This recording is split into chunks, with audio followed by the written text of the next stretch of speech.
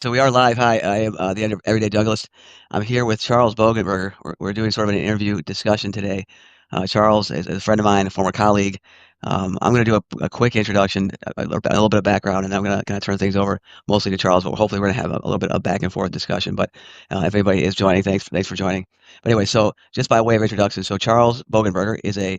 You mind if I share your age, Charles? Is that okay with you? Yeah, Charles, are you 40 now? 39 years old when I wrote this soon to before. be 41. Soon to be 41-year-old entrepreneur.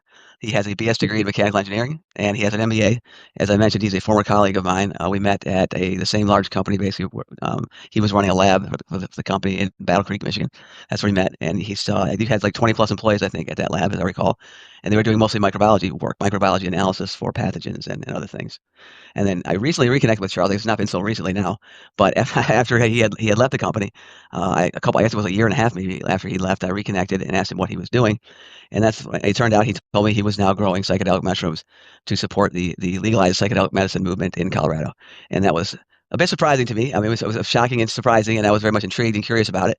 And so we had a series of we had two interviews. We did one interview and then a follow up one about a year later, where I asked Charles about how he got into the whole mushroom business, and hopefully we'll get into some of that background. But it's now been 2 years or 2.5 years since that time, and Charles was recently obtained his license, his official license to practice or license to grow, I guess, in Colorado. And I thought I'd have him back on and do an interview. This one live now instead of how we did it before. And so here's Charles. This is Charles, and he's gonna. I think what he's gonna do first is he has a rolling phone. He's gonna take us through his laboratory, do a little tour, and if you want to say anything else about your background, please go for it. Yeah, that pretty much covers it. The I think the thing that seems probably perplexing to a lot of folks is how you make the move from running a food safety testing laboratory for a major company to mushrooms. But um, really, was able to parlay a lot of the experience that I gained while working at that company. Um, Running a microbiology lab where you're cultivating bacteria for the purposes of pathogen detection is not that different than all of the practices and procedures involved for growing fungi for natural medicine. So that's where a lot of the overlap comes. The skills that I learned there are very much directly applicable to growing high quality natural medicine. And the big difference is I'm now operating in a laboratory that me and my business partner share together. And we are using that to grow our mushrooms. But that And it's a slightly less well funded, I would imagine, than you're out a little bit. uh, Although maybe not. yeah, but much less well funded, I would say. Right, Um, right. so yeah, that's the biggest challenge is doing everything out of money from your own pocket. Yeah, That is a real yeah, challenge of being an entrepreneur. But, right. it's fun, we're really enjoying it. It was definitely, kind of a scary experience while we were going through the licensing process, but now that we're fully licensed, it's when the exciting How, stuff is about to how happen. many labs are licensed? How many people got licenses to do this besides you? So there are 10 other cultivation facilities that are licensed right now. Wow. Okay. I'm gonna walk you over to our Sure. our Please. our Please. license for a little bit of show and tell. Um, but, uh, we are So you can see here, we have to have our licenses displayed, Very so nice. that Very nice. here we are. We are the 8 we're natural medicine cultivation facility 18 and natural Okay. medicine, manufacturing facility number 8. Okay. So I don't think there have been 18 other businesses that applied for licenses, but right now I think there's only 10 That that actually got them. have Okay. actually got the license. Interesting. Okay. So that's a lot of competition. It seems like for a small. I guess I don't understand how large the market is, but maybe you can talk about that. Does that seem like that's a lot of competition, or the right size, or is that too many or too few to support the? It Right now, it's too many. Yeah. It's Yeah. certainly the case that we're all selling very little medicine. Yeah. What's being sold today is at a relatively high price point where, the Yeah. initial players in the industry kind of they are charging extra while the volume is low, hoping to make the money while they can and they have the exclusivity that they have before players like me come online. Right. Right. So you say the other people, you're talking about the black market or the non-regulated No, people sell. Is these that are what we're the talking about? people So that got their license ahead of me. So, okay, okay. So we're the okay. very I got you. the very first licenses got issued probably in July, Oh, that long and ago. Okay, okay, yeah, so they started taking applications at the beginning of this year. okay. The people that were able to get licensed very quickly were players that already had like a location lined up or Yeah, something yeah. like that. For me, it took quite a bit longer. So my partner and I, we were looking for locations at the start of the year. And believe it or Okay. not, it's really hard to find a landlord that's willing to I lease would. to a business that's federally illegal. Yeah, I can imagine that would have been difficult, but I can only imagine. Hmm. Yeah, so it took us about 6 months to find the right landlord, but once we did, we ended up in what I think is kind of an ideal location. Okay, So we're really happy with where we landed, but we didn't move in here until, the start of August, at which point okay, we were able to submit our application for a license, okay. and from there, it was 3 months of, not a lot of feedback from the state, Okay. uh, but, So it then was you did. There was about an exam. Then there was an exam you had to take in the end there to actually get the license. that was a joke, sorry, Dan. There was no exam. There was not even. There was no exam. Oh, that's too bad. I have one for you though to Um, take at the end of our interview here. So, yeah, but anyways, it was very thorough, and a lot of what they were concerned about was ownership. So, yeah, right, right. both my business partner and are licensed to own. Oh, get a call. Are both licensed to own a natural medicine business.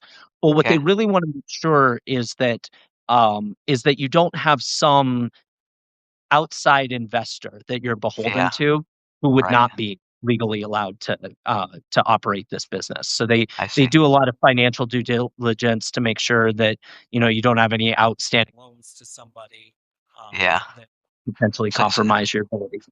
right, and so or you're owned by some Russian mobster or something. I understand. I think I understand that. And then Exactly. did they inspect the facility before they allowed you to open? Did they send inspectors out?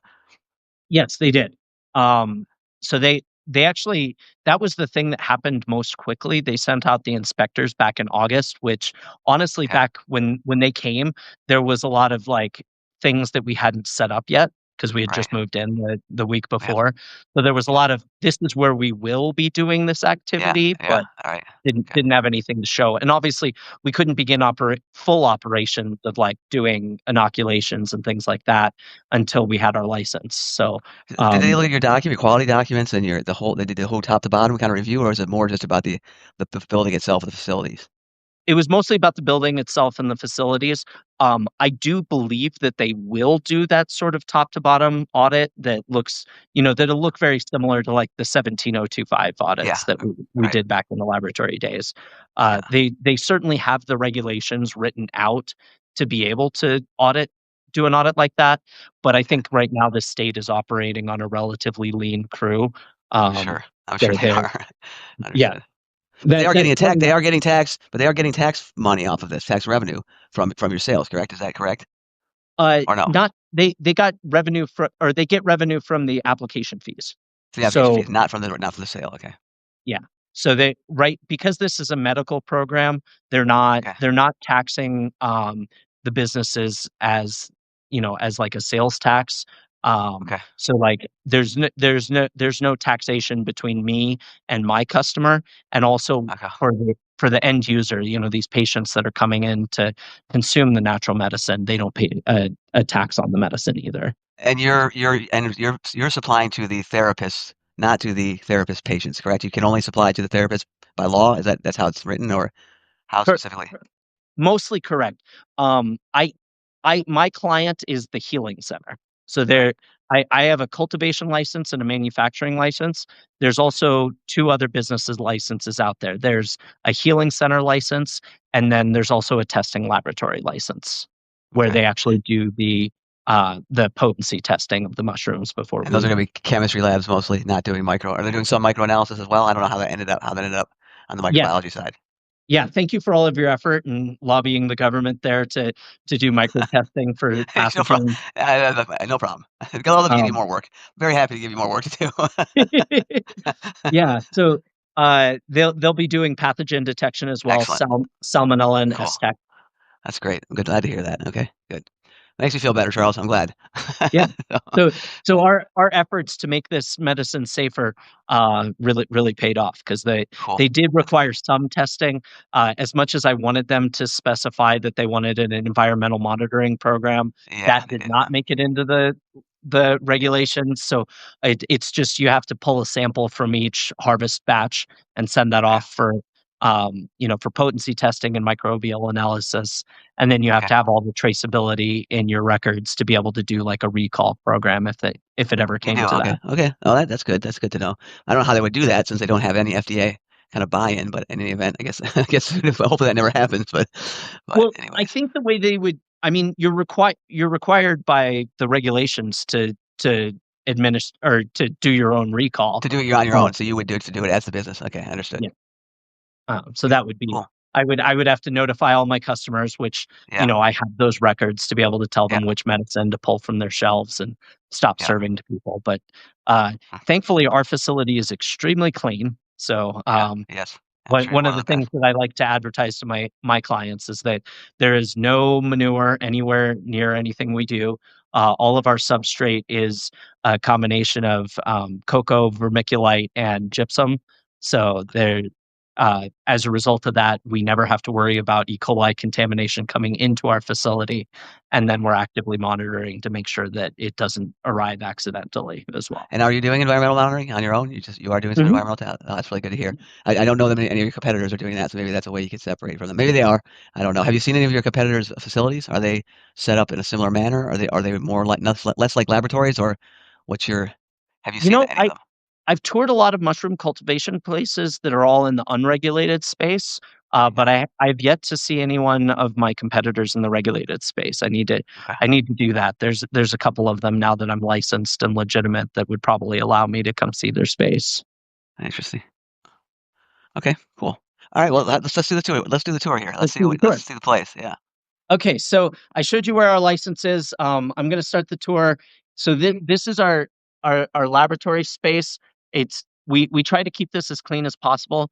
So we have a 2 foot wide flow hood on that bench, and that's where we do all of our clean room work. So inoculation of plates and also of grain spawn, which is the second step in the process, and Okay. then this is where we keep all our inventory. So for the past 2 months, a lot of what we've been doing is just sterilizing raw ingredients so that we're ready to go. So these will all of these bags of grain. This is corn, which is one of the grains we grow on. We also grow on sorghum.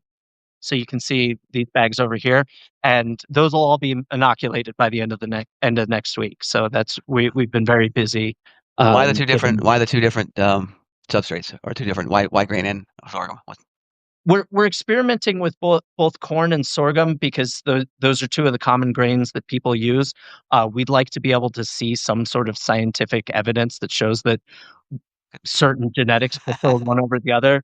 Frankly, I can tell you this, I like working with the corn a lot better than the sorghum, just because the sorghum, tends to make a mess. It spills out all over the counter. There are these little beads that end up everywhere and are really hard I to see. clean. I see. But And but honestly, you're I working with one strain of mushrooms? Like how many different species or not species? How many different strains of mushrooms are you working with? It's one yeah, species, correct? so it's all one species. They all have to be psilocybe cubensis. But we have probably about 8 different, subspecies that we work with at the moment, and we're in conversations with a vendor who's been breeding his own strain of cubensis mushroom for the last 5 years, Okay. and his claim is that it is what is considered a low psilocybin mushroom. Okay. And And that what what he means by that is that, um, it would most psilocybin mushrooms tend to be, upwards of 90% psilocybin, which means okay. that they have 10% of the other psychoactive compounds Right. present. Right. This is the Just a step back. Take a step back here real quick. The psilocybin is the main psychoactive component of hallucinogenic mushrooms.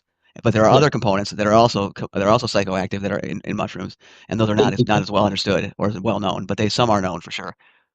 Exactly. So we have the ability to test for these. And so when you get your alkaloid profile back, you'll see that, it has a lot of psilocybin and then a small amount of these other psychoactive compounds. So Yeah. he's promoting this strain that we're looking to invest in that is going to be a relatively lower psilocybin mushroom. So maybe like 80% psilocybin and then 20% of these other compounds. So Okay, in and what's some the ways, advantage? What's the advantage of that? What's the advantage of that? Why do that? it gives you a very different effect while you're consuming the medicine. So Okay. these other compounds do something, and it's still TBD on what the specific effect and Yeah. interaction they have with people Yeah. is. But I can So imagine would a it, lot of would they be less hallucinogenic or more hallucinogenic or is other? I guess I'm not quite understanding what the from a therapy perspective. Why would you think this one's better than high psilocybin? Or we just don't know. um, So psilocybin can be very intense as a molecule. Like while when you take it, it causes some pretty heavy physical symptoms, and also can cause things like I typically feel some anxiety while taking psilocybin, Mhm. whereas these other compounds don't seem to have that same physical reaction and also the intensity of the mental reaction. So it's the sort of thing where you might still have like the feelings of being spiritually and emotionally connected to the people around you, like the facilitator who's sitting with you, but maybe Okay. without that intense body reaction, I think is And what this we're looking for. and increased blood pressure and anxiety and sweating and different things that yeah, I understand. Interesting. Exactly. Interesting. And so this guy that you're potentially buying this from he's a breeder of mushrooms, and he's been working on this specifically for this application for some time. Is that correct? Exactly. So Interesting. he showed us the test reports that he's been working on over time, and it seems like it's going to be an impressive strain. Now the challenge will be, is this a premium product that I can get facilitators excited about and willing to pay Right. for? That's Right. that's the big And TBD, s right? and do you have any customers now currently? I hate to ask that question. I know but do you have a regular Yeah. customer or customers? That So we have been connecting with clients in healing centers for the last year and a half. So we do have relationships there. Right. In terms of customers that have given us revenue, we have zero because we only got the ability to start Yeah. cultivating last week. So as Understood. of today, I don't actually have any inventory that I could sell. But Understood. probably in about 4 to 6 weeks, we'll have something from those tubs that I'm about to show you. We'll Okay. have something from those that we can harvest. Alright, let's keep going on the tour here. I All right, got to keep stop you going there. on. Let's keep going. Yeah. So I'll walk you through kind of the life cycle of a mushroom. So we Yeah. start everything, on just like a normal petri dish. Yeah. So, and an agar plate like this one that I'm holding in my hand that's nice and clean. You can see this is one of our sterility controls that we run in front of the flow hood every day just to make sure it's working and they always come back clean. But once you inoculate that with some mushroom mycelium, you'll get something that looks more like this. So this is a very healthy plate. This is our golden teacher mushroom. Yeah. Sorry, I'm getting a lot of glare off the Yeah, petri I dish. can see it well. I actually can see it okay. It actually looks pretty good. So from here, once you have a plate that's healthy and clean, looks like this, we go into what they call liquid culture. So you have a jar like this one that's just got a little bit of like sugar water in it. Um, and then we'll just cut up this plate and dump it in there, and it'll start to colonize. So this is a jar that we bought, um, that has already been inoculated, and you can see that there's kind of that like cloudiness to it. Mhm. And I apologize, I'm not very good at operating my phone in reverse. No, it looks good. Um, It looks good. Very you so can see it very it's got clearly. that cloudiness in it, and that's the mushroom mycelium actively growing.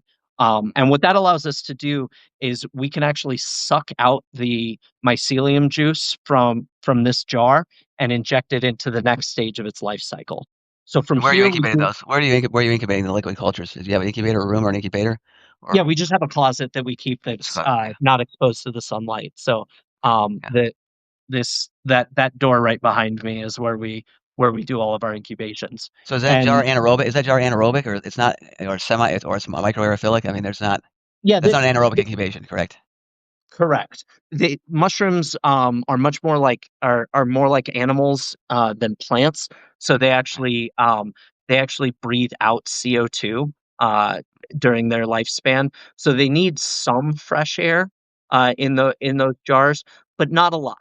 Mostly they kind of do well in a high CO2 environment. So probably upwards of like I would say 4,000 parts per million is what you would see inside one of those jars if you put a CO2 monitor in there. Yeah, and that's the entire life cycle, including and then when they're fruiting or when they the same kind of like requirements, or does it change? It changes. They definitely want more fresh air as they get older.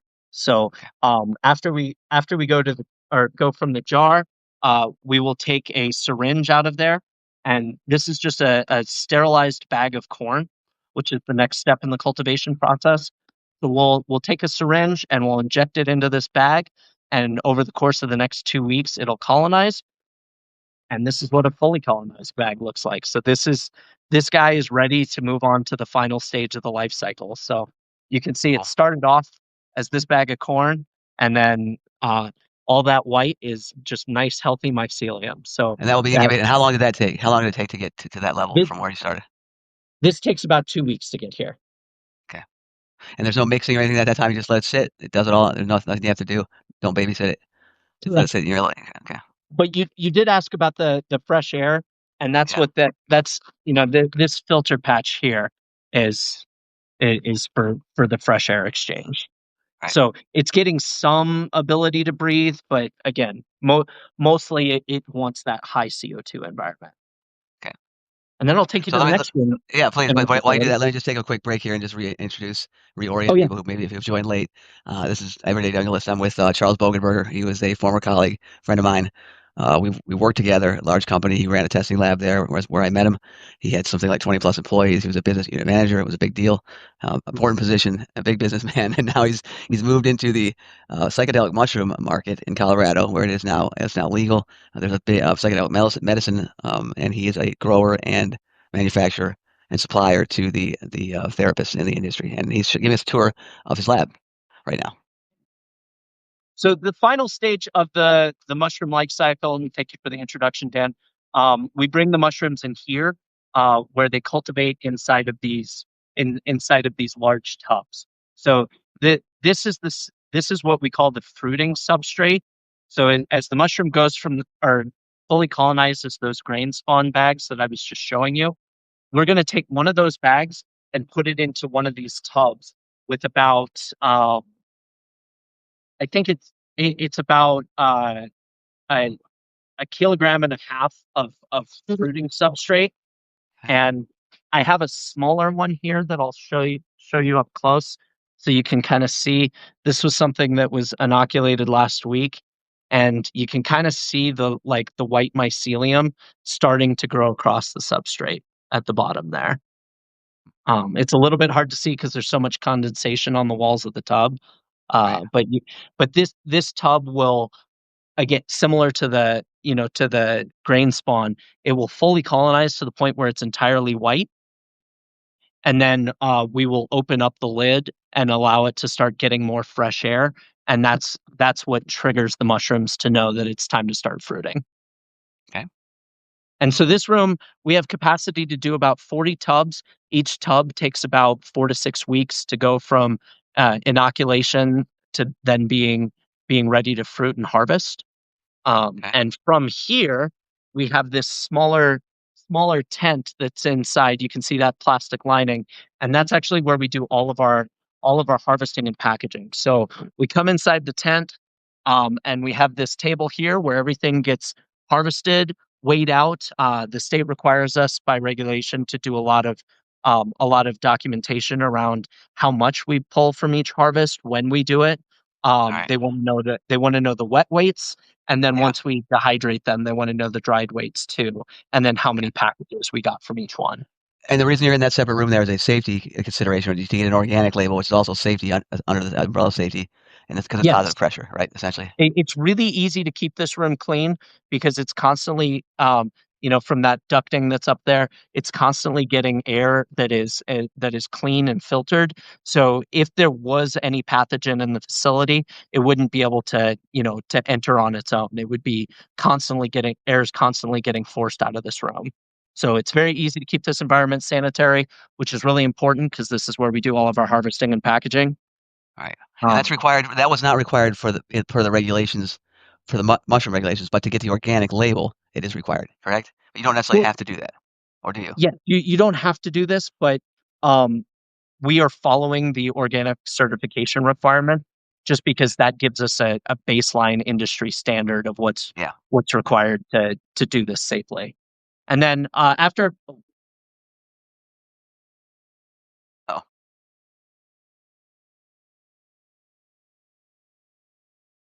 all right, Charles. Oh, Charles, where you at, buddy? Hopefully, Charles didn't just die on me. Well, everybody, you're with Everyday Junglist. I am doing an interview discussion with my friend Charles Bogey. Hopefully he comes back. Hmm. I may have to actually drop off and reinvite him. Not sure. Let's see. Sorry, everybody.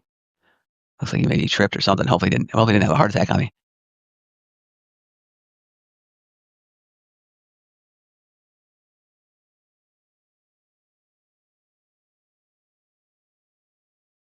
I'm just saying, hey, well, WhatsApp here just to make sure. See what's going on here.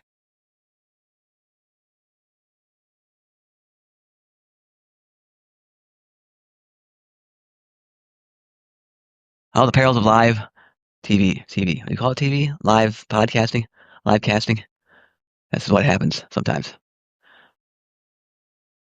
Oh, Charles. Hope he's okay. I don't think he's. I don't think he's injured. I'm pretty sure, but it was strange. Just sort of dropped off there, and